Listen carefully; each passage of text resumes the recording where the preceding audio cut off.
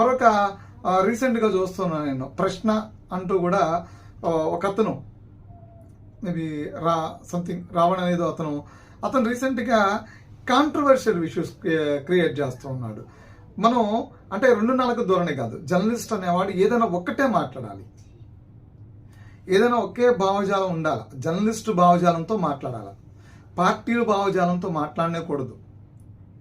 మనం ఉండేటువంటి రాష్ట్ర పరిస్థితులు ఆ భావజాలంతో ఉండాలి.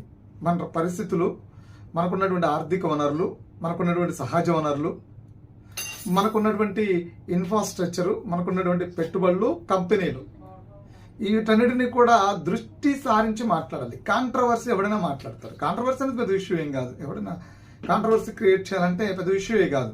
లేనిది ఉన్నట్టుగా ఏదో ఒక కులాల మధ్య మతాల మధ్య ఏదో ఒక చిచ్చురాపుకుంటూ మాట్లాడడానికి అది పెద్ద విషయం ఏం కాదు, మాట్లాడేయచ్చు.